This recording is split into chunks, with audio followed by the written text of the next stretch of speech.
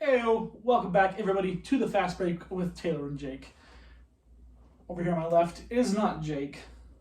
He's actually in Orlando at Disney World. He is near the NBA bubble, but that's all right. I'm here. We got to do a podcast because we're about a week away from the NBA playoffs. So I figured,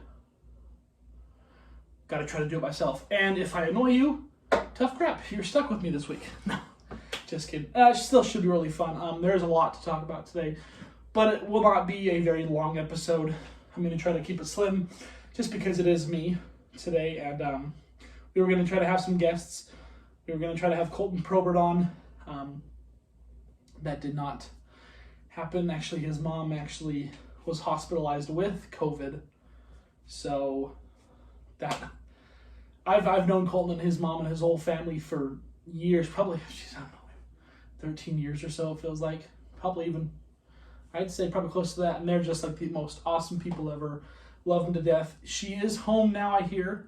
So she is doing awesome. She is a fighter. So it's really good to know that she will probably, I don't want to jinx anything, but she will probably recover, which is great to hear because she's awesome. Like I said, Colton, you're awesome. I love you. I love your whole family. I love your mom. She's awesome, and I'm very, very happy that she is starting to feel better because she said COVID is real, and she had some, I think it was some really bad lung problems with COVID and stuff, but she's pulling through, it sounds like, and I hope she continues to pull through because that's scary as heck. But shout out to her for being a trooper for sure, and we love you, Jenny, and hope you get feeling better for sure.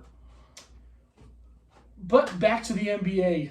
And once again, it's getting there. And I'll tell you what, I don't think it's the TJ Warren show anymore. He's had a great, this past game, he obviously fell back to earth with 12 points against Jimmy Butler, who, if you don't know, Jimmy Butler and TJ Warren have bashed heads earlier in the season. Jimmy Butler saying, he's not in my league. He's not as good as I am. Well, obviously he's not. But in the bubble, TJ Warren's been phenomenal. And they finally meet up again, and Jimmy Butler just completely locked him down, which is awesome. But it's honestly been the Phoenix Suns show. Phoenix Suns are the only undefeated team so far. And you know what? Good for them. They're actually making a legit push for a playoff position. Tonight, Damian Lillard busted out a massive 61-point night. His third 60-point game this year. Not in his career. Third 60-point game just this season. That's ridiculous. And they're now in 8th spot. They pushed Memphis out of that 8th spot, and Portland made it. The most disappointing team has hands down been the New Orleans Pelicans because Zion, I don't know. We talked about it last week. You can go back and watch that. We kind of bashed the New Orleans Pelicans for their whole coaching method and I don't know what in the world they were thinking. But they've officially been eliminated. Portland has now moved into the 8th spot. Phoenix is tied with the 8th, 9th, and I believe 8th. Regardless, they're tied for the 9th spot, which means if they can manage to slip ahead of Memphis, they're in the play-in. They're in the play-in with Portland. If that happens, I do see Portland coming out of that because, like we mentioned in the past episode, the 8th seed just has to win one game, where the 9th seed does have to win two. And I really can't see Phoenix winning 2 in a row against Portland unless, some injuries happen or whatever. But Phoenix is on the rise, man. I think they've finally got their team where they want to be. Obviously, they want to be the number 1 seed and contending for a championship.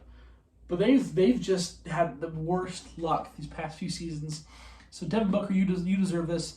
And they announced that they are going to award NBA Bubble Awards for the players who have performed the best in this whole bubble.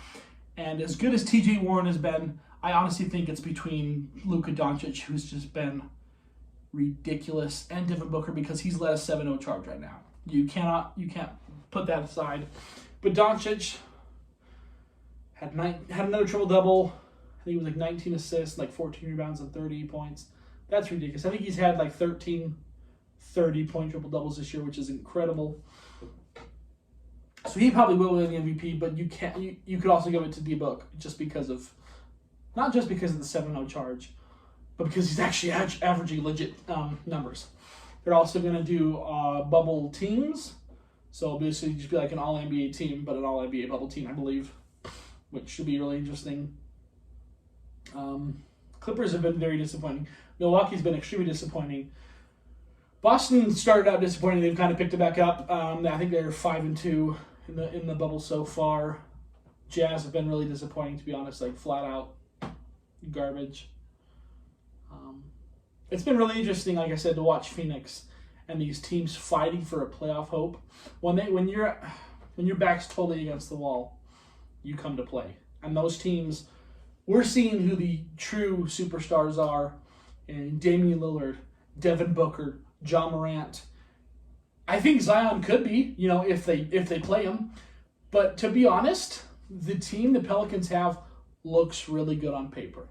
Lonzo Ball, Brandon Ingram, Derek Favors, Zion Williamson. You can even throw J.J. Redick in there.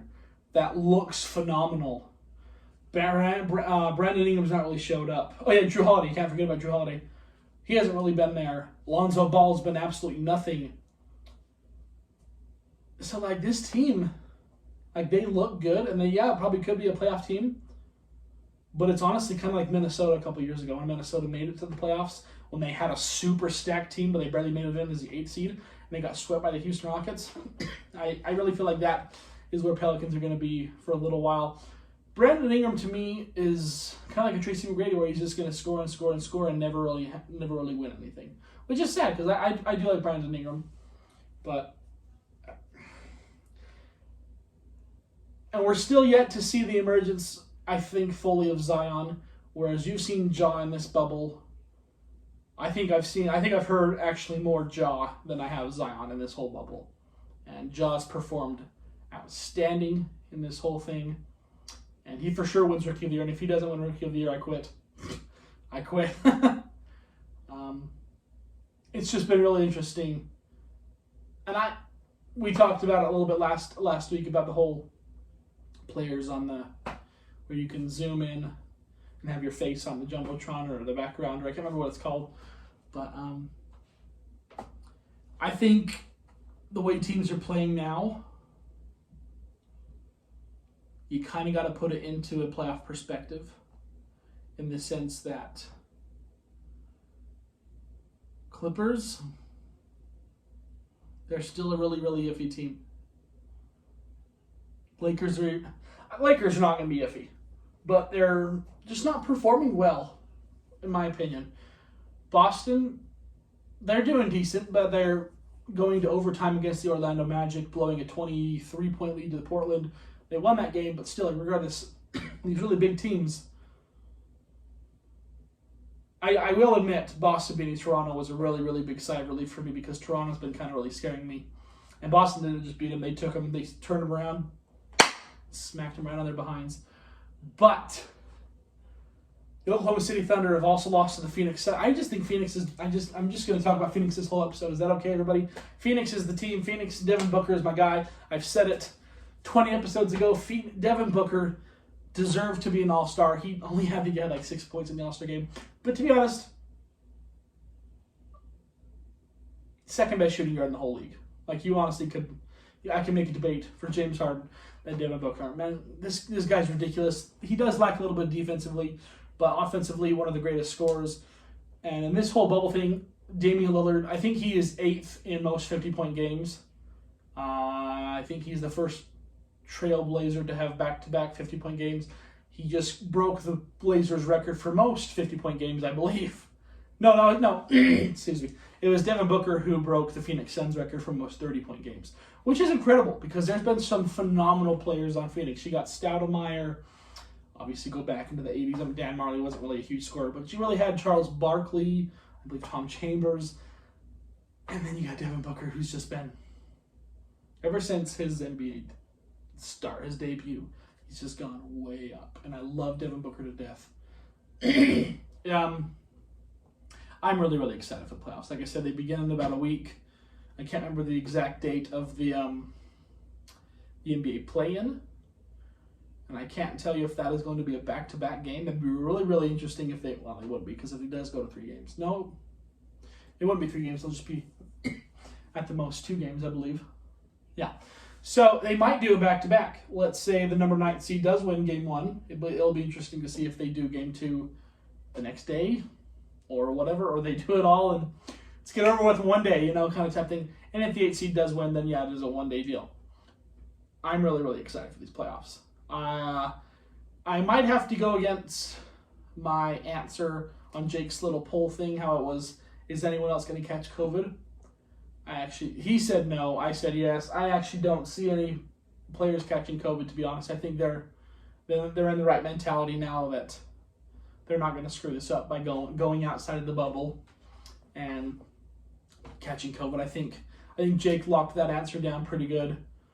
I just don't think anyone's going to catch COVID from here on out. Which, knock on wood, I hope they don't, and it'd be awesome if they didn't, because then that means we can have a giant professional sports organization play the season. Mind you, it's only 8 games per team, but regardless, they can play that and not catch COVID, which would be a huge, huge, huge accomplishment for the whole sports world and fans in general, and for them and their families. I will have to admit, going obviously biased again for Boston, Jason Tatum has read, so he Zooms or Skypes, whatever, FaceTimes with his kid every single night. And so he's got 2 copies, I believe, of all of his kids' books, and he brought some books with him to the bubble, and he'll FaceTime his little cute baby boy every night and read him his bedtime stories. Jason Tatum is a true man. Love Jason Tatum to death. Jake, like I said, Jake is in Orlando right now. He just sent me a picture of a little Mickey Mouse. You guys know what Funko Pop is. If you guys don't know what Funko Pop is, they're just like little figurines. Kind of like, they got their little bodies, but their giant heads kind of. They're almost like bobbleheads. I think some of them are bobbleheads, but the majority of them, I believe, are not bobbleheads. But they're really, really cool, actually. He got a little Mickey Mouse with the basketball one. So it's like a legit, authentic... What's the word I'm looking for?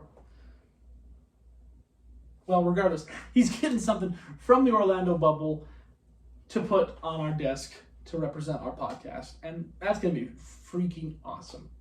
So I'm super, super stoked about that. Super stoked to have Jake back because I have talked way too long and it's honestly been very kind of... Hope you guys are not getting annoyed. And Dayton, if you're watching this, kudos to you because you can do it by yourself. I know you do have like the open line and everything. You do have guests sometimes, but man, you do it by yourself every week pretty much. And tip my hat off to you because this is not very easy to do because I'm just blabbering on. But I hope you guys are enjoying this episode. There's not really too much to talk about. We obviously, if Jake is here, we could go way more in depth and expand our opinions and everything. But borderline. The teams who are on the verge of making the playoffs are showing up, except for New Orleans. I even think Sacramento showed up more than New Orleans. God golly, Miss Molly. San Antonio, I think they're even tied with 9th. Like, they're all within 1 game of making the play-in. So if that 9th, 10th, 11th team, if any of them lose, they're out. I honestly hope it's Phoenix. I hope it's Phoenix that is in the play-in versus... Portland. I do think Portland would win. I don't know if Memphis would beat Phoenix. I think they would because you only got to win 1 game.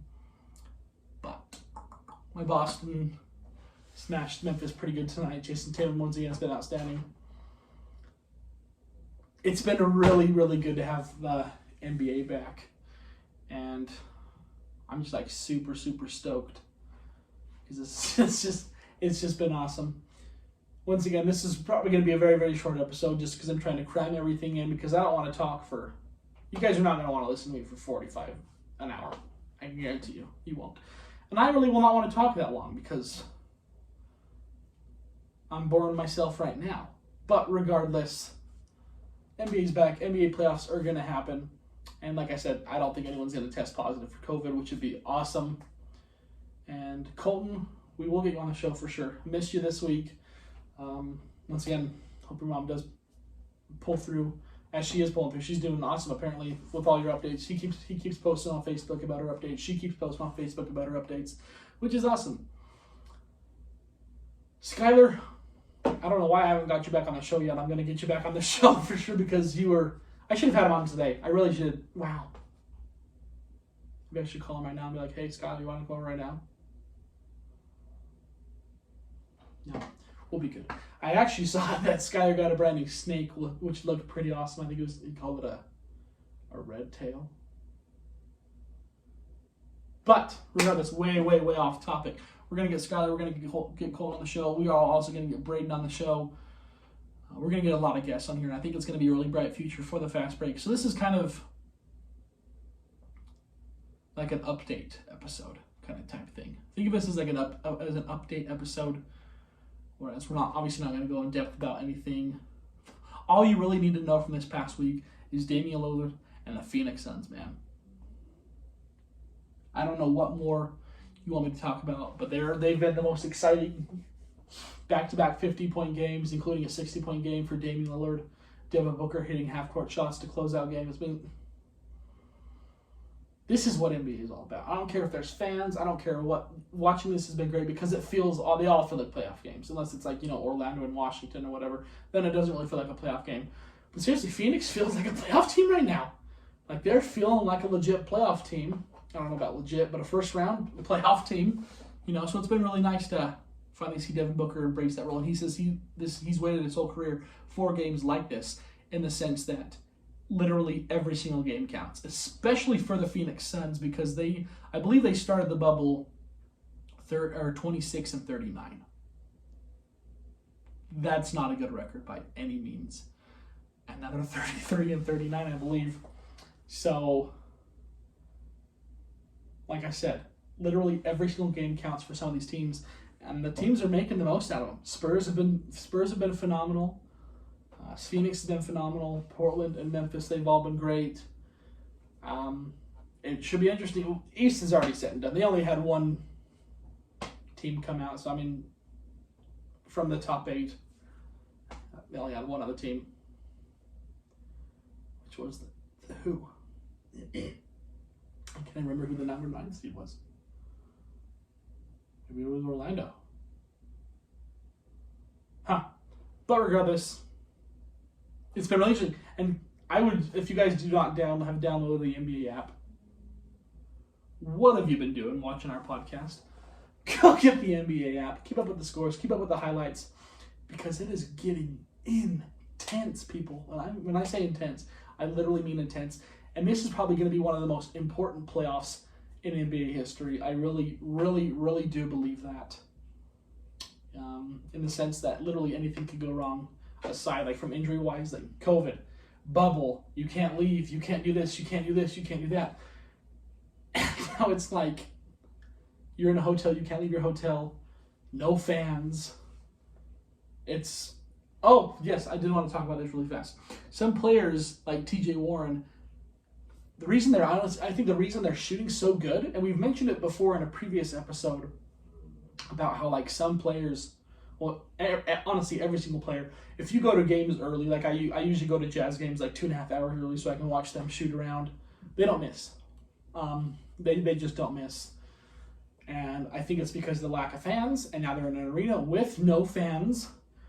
And some players have come out, I think maybe it was Kuzma or something, who says the perception that he's looking at, when you're looking at a court full of NBA fans, it's really, really close. And like everything's really close. But now that there's no fans, it's just kind of like an empty gym where the perception is a lot bigger.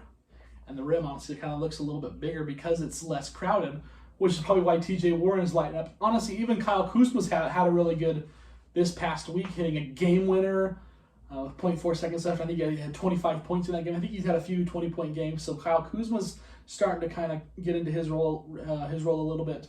There's been players who you really wouldn't think would shine, who've totally shined. And it might be because of that, and we talked about it before, so it might be because of that. It's just really cool to watch this whole experience the NBA has done for us, and it's really, really, really awesome. Honestly, I think I've talked way too much. If I dragged it out, I'm sorry, guys. Thank you for watching this whole episode. If you suffer through it, But we will be back next week at the start of the playoffs with this seat not empty. Jake will be here next week, and it'll be a fun episode. And Jake will be able to tell us all about his experience. Maybe he even, saw an NBA player slip out of the bubble or something. Maybe he did do DoorDash and got a massive tip. We don't know. I don't know. That'd be legit. If he did, it'd be crazy. But regardless, Jake will be back. We'll have a full episode next week. This is just kind of an update episode on a really quick rundown episode. Looks like it's about 20 minutes or so, which is now for one person to do. And Dayton does this for sometimes 3 hours, man. You've got it down. I applaud you for that. But yeah, thank you guys for tuning in to this week's episode.